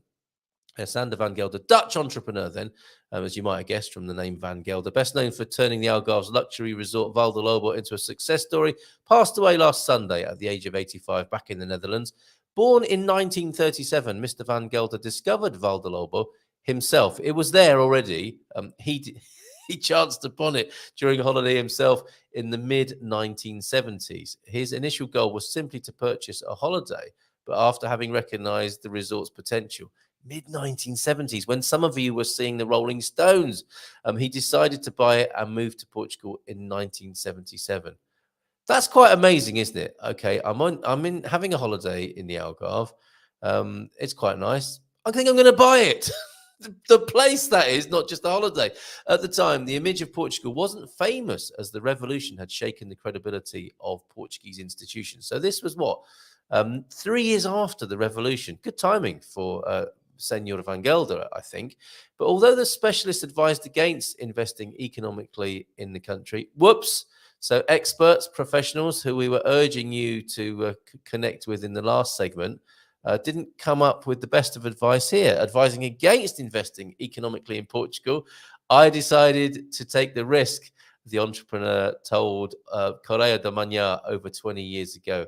Amazing. That's a direct quote then from Senor Van Gelder at the time. The image of Portugal wasn't famous, as the revolution had shaken the credibility of Portuguese institutions. But although specialists advised against investing economically in the country, I decided to take a risk. Fantastic. The resort was run under his ownership for the next 30 years, a period, and we've stayed there. We enjoyed our stay there, in which an 18-hole golf course and many facilities, including bars, restaurants, and shops, were built. Val de Lobo went on to thrive, cementing its place in the so-called Golden Triangle, consisting of Vila Moura, Quinta do Lago, and of course Val de Lobo. His work at Val de Lobo was recognized by the Portuguese government, which awarded him a gold medal of touristic merit in 2004. In 2007, Mr. Van Gelder sold Val de Lobo to a group of Portuguese and international investors, including the largest national bank, Caixa Geral de Depósitos, Alda Felipe, presently regional director at Kronos Homes, who worked alongside Mr. Sander Van Gelder for many years, has elaborated on the impact the entrepreneur had on the region as a whole. This is what Alda Felipe said. A truly exceptional person has passed away. We must honor and remember the extraordinary legacy of Mr. Sander Van Gelder, the beloved father that he's referred to as, and visionary behind the Val de Lobo resort for over 30 years. 1977 to 2007, she said. Mr. Van Gelder's dedication, leadership, and entrepreneurial spirit were the driving forces behind the remarkable success of Val de Lobo. With its unparalleled insight, he envisioned a community that seamlessly blended luxury, natural beauty, and a vibrant lifestyle. Truly an inclusion for us, really, in the Expat Hall of Fame, which we started some time ago. For 3 decades, Mr. Van Gelder guided Val de Lobo with unwavering commitment, nurturing its growth and transforming not only the place, but also the entire Algarve region into a world-renowned destination. Alda Felipe added, on a personal level, I had the privilege of working closely with Mr. Van Gelder for many years. All of this happening because he chanced upon a holiday in the Algarve. Amazing, isn't it? And he had an immense impact on my life, continues Alda Felipe, both personally and professionally. He not only served as my mentor, but also challenged me to push beyond my limits, encouraged me to embrace new opportunities, and inspired me to strive for excellence. Together, we shared countless unforgettable moments. The legacy left by Mr. Van Gelder is enormous and will remain forever present in Val de Lobo and in the lives of all those he had the privilege those who had the privilege of crossing his path. Wow, love that. Love to hear the backstory of these places that are now, well, internationally renowned and known, which they weren't, of course, in 1977, if not for his purchase and promotion of the place. And of course, the whole team, his team, Portuguese local community, who will have, of course, played a part in this whole success story, of which he is the pinnacle and will be remembered for. Incredible, great stuff. Let's see what is being said in the chat. Nothing, in fact. Maybe we're just enjoying story time with Carl at the moment, reading from the English-speaking newspapers of Portugal. Let's stay, however, with the Portugal Resident and look at their main article this morning, their headline news on the Portugal Resident. Portugal basks in economic good news, and we'll leave it here today after reading this article. If you want to call in, do so quickly, 913-590-888. 0303 this morning if you want to talk about this or anything else that is piquing your interest, grinding your gears, or getting on your wick. Do let me know. Do come on and talk through it if you wish. This then, the economic good news for Portugal. Revenue from first quarter tourism powers Portugal to fourth place in EU growth this year. We talked a little bit about this yesterday, didn't we? And we'll talk more about it today. And also maybe bring in the fact that we should get used to perhaps tourism remaining not only Portugal's main revenue generator, but is that what's going to happen to most of Europe, do we think? As the wealthier economies, the new middle classes globally, become more and more wealthy, will Europe and the Roman Empire and its residue, the Western civilization of Europe, become a tourist destination for what will become much stronger economies around the world? Is that our fate? Oi, I'm still here, says Doug. And Doug, thank you very much. You mentioned before, I'm glad to hear you're clearly recovering well with your oi from your hospital bed there. Got the link to the YouTube vid. I will play that on the show tomorrow. So make sure you tune in tomorrow, and we'll make sure we tune into that. It's not that easy for me to play something direct from YouTube on the show this morning, so I will do that tomorrow. And thank you for letting me know you're still here. Is this like having hospital radio for you? I suppose it is, isn't it? So yes, the question then is Europe likely to become a massive tourist destination for the rest of the developing and increasingly wealthy world, the BRICS countries, for example? Will it be a holiday resort for the Brazilians, the Russians, the Indians and Chinese coming to Europe to spend all their money that they're amassing as the burgeoning middle classes and wealthier of the world at the moment? Revenue then from the first quarter tourism powers Portugal to fourth place in EU growth this year. The beginning of the week was spangled with the fairy dust of good news from Brussels. The European Commission's spring projections have more than doubled growth estimates for Portugal this year, powering the country into fourth place in terms of economic best performance among the 27 member states, thanks largely to the first quarter results in tourism. As Expresso outlined, after having achieved the third highest growth rate among the 27 countries in the EU last year, the Portuguese economy is once again among the fastest growing in the EU this year. Another highlight is that Brussels believes the deficit will stay at 0.1% of gross domestic product GDP this year, the third best record in the single currency area and the fourth in the whole EU. This is a better performance than the hardline countries such as Germany or the Netherlands, stressed reports on Monday. And we read some of these quotes yesterday, didn't we? The Prime Minister was full of smiles, warning nonetheless that when we have good news in the economy, it should not make us rest. And he used the bicycle analogy, isn't it? Keep pedaling, keep pedaling. People cannot eat statistics, however. Let's see what some of his detractors and political opponents are saying. Thus, while the media sources plugged the government's self-congratulation, the largest party in opposition, the PSD, was reflecting that people cannot eat statistics. Well said. According to PSD parliamentary spokesman Duarte Pacheco, there is a growing gap between the country that Portuguese people feel and the country of statistics. Yes, the country that people feel is experiencing difficulties in health, education, justice, and agriculture. People don't learn with statistics, referring to the hours of education lost this year through teachers' strikes. Police use cars, not statistics, to get about, and police cars are off the road because they need to be repaired. We're increasingly two different countries, the one of statistics and the one of reality. Good, hard-hitting stuff from Duarte Pacheco, which I think could apply to many politicians around the world. You cannot eat statistics. This is perhaps a Portuguese quote that will resound around the rest of the world. Yeah, if a brass band had been playing in the background, this was the moment when the music would have come to a juddering halt. Who has ever seen a bicycle collapse when its rider stops pedaling? The bicycle should, in theory, remain intact. The metaphor, however, may have been prophetic. This year's growth is not expected to continue into next year. And I think that's a bit of a commentary from Natasha Don herself, who wrote this yesterday. Okay, so some not happy with the Prime Minister's bicycling analogy. If its user stops pedaling, suggesting it is an exercise bicycle going nowhere, people may expend a lot of energy pedaling. They could end up slimmer and more attractive, he added, but it won't help with day-to-day problems. Sometimes you can take a metaphor too far. A popular tabloid, Correio da Manhã, ran with this angle in a cartoon in its Wednesday edition, depicting a beaming prime minister, larger than life, with his arms around much smaller compatriots, saying, "Food is more expensive, pensions are low, but I bring you effusive news. The country is going to grow 2.4%. Aren't you all so lucky?"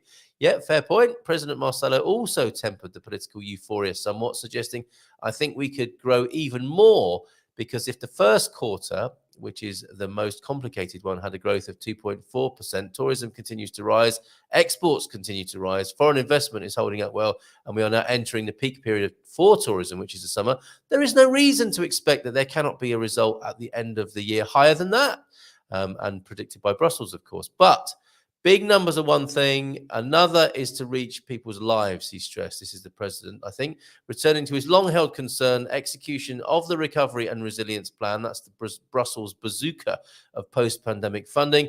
This, when it arrives on the ground, distributes more money in works, therefore in salaries, etc. So far, 1.8 billion has reached the ground, but 5 billion has already been contracted. So it is a question of hoping that in the coming months, that money, that power to the economy will arrive on the ground. I think that's the president's nudge to Brussels, isn't it? Where's the money? Show me the money, Brussels.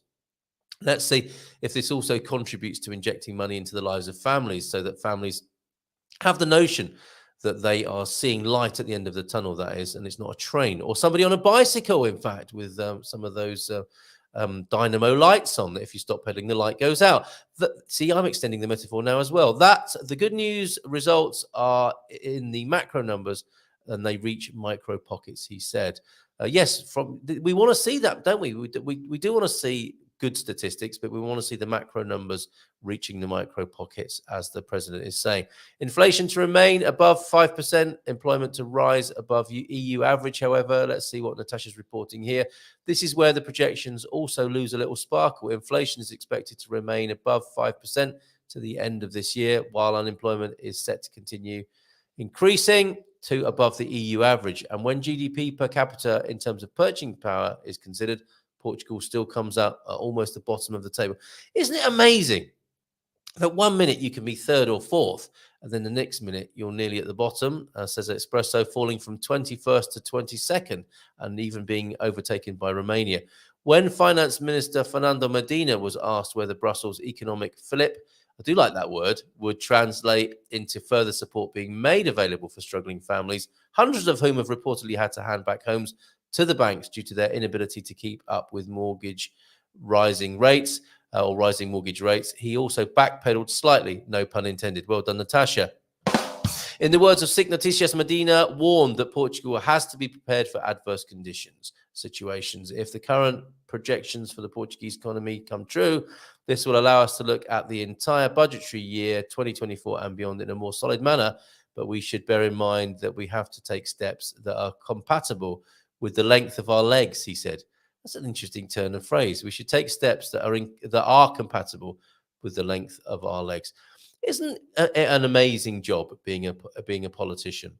So on the one hand, you get to crow about excellent statistics and say, look what we've done. Look what we're presiding over. Isn't this amazing? We're third or fourth in the economic tables of the EU. And then when it's not going so well, you have to cut your cloth accordingly. These are influences beyond our control. You're on your own, basically. Make sure your legs are long enough for the steps you're taking. Bye. Don't forget to vote for us next time. I'll try tomorrow. That's a promise from Lord Gilchrist. Call in on 913-590-303. Portugal is popular, says Doug, because of its unique culture, its weather, especially the Algarve, and its quirky culinary traits. Lots of lovely turns of phrase this morning. Still too much construction noise for Lord Gilchrist to call in. And thank you. Hoping to talk to you soon. Dan and Bev on the show here. Thank you for keeping us informed. It's absolutely my pleasure here in the morning to do this. And we're happy to take suggestions on topics as well for the Iberian FM phone-in. Seriously, if there's something that you want to talk about, you can do that here, as long as we do it in a legal and respectful way. And it's mine, of course. Another report about or another comment there about why Portugal remains so popular with people. I spoke yesterday actually to a wonderful gentleman called Tiago, who represents a company that invests in wine, that helps other people invest in wines. You have a wine portfolio, and the wine appreciates over time. You don't get to drink it, unfortunately, Doug. It is an investment vehicle. But it was fascinating what he said. They do have some Portuguese wines, but mainly the wines that seem to be making money over the longer term, and I'm talking about 5 or 10 years, are French and Italian, which it doesn't come as a massive surprise that France would be there with its massive production. And we have a different approach to our wine in Portugal, don't we? We like to drink it, and we like to keep it to ourselves here in the country rather than export it all around the world and lay it down so that it appreciates in value. But I will be talking to Tiago on the show at some point. Squire of the Shires, I do love it that you stay for this and you show yourself in the Iberian FM phone in. Maybe you'll ring in one day. Or the other method of joining and contributing here is to record one of those lovely WhatsApp audio messages. You can do that also on the same number. The code for Portugal, if you want to stick this in for speed dial purposes, or so that you've got my number, 00351 on WhatsApp, and then 913-590-303. Record one of those messages, send it to me, and I'll play it like an answer phone message. You're welcome. And you can invest in whiskey too, apparently. Keep on healing, Dougie. And we will play a 2-minute taster from you tomorrow. Thanks for all the messages that keep coming in. We've got one here about fast charging points every 60 kilometers on Europe's main roads. That's for you electric vehicle, those of you who need the electronic vehicle charging. And oops, not the most southern part of Europe or Spain. I thought Nerja was. So it turns out it wasn't. And thank you for that correction, Veronica. And thank you. Oh, this just in then. This relates to the story of the fisherman who caught a mermaid but was never to be reunited with her, but was the reason why those houses are painted in candy stripes in Costa Nova there near Aveiro. Not in Aveiro, near Aveiro, I hasten to add, to avoid the disappointment of anybody. And Andy found that out by researching this event, which is on the Gumper map now. Let's bring it to your screen. And finally, this fantastic free event. You swim across the Aveiro Lagoon at the Witch's Crossing. And if you feel something tugging on your foot, it might be a witch or a mermaid. 150 swimmers are expected to participate. If you're still full of energy, you can choose to add an 800-meter run to the challenge. This is madness. To the aquathlon. So there you go, the free swim at Costa Nova. And you can bet your life that some food will be consumed. And isn't it funny how we're often hungry when we come out of the pool or have been swimming? And that's why they have those vending machines, I think, in the swimming pool. Thank you, everybody. Thank you for being here. Thank you, Veronica, earlier on for joining me from 9, and to Carl Hyde for joining me from 9:30. Great chat, as usual. And one more time, that listing. If you're thinking, go, I want to buy that house in Belém, that was 250K. There is the link in the chat there. And don't forget, missingmoney.com. Tell me how you get on with that as well. And we'll see you again tomorrow for a bit of Feel Good Friday action with Coach Turner and Big Phil. Have a great day. Maybe see you tonight for learning how to bring a vehicle into Portugal with global international relocation. And then, of course, at 9 o'clock, the Dream Team session. Have a really wonderful day. The backdrop's perfect for it. As Dougie says, Portuguese weather, Portuguese food, and Portuguese wine. Have a great day enjoying that, and see you soon.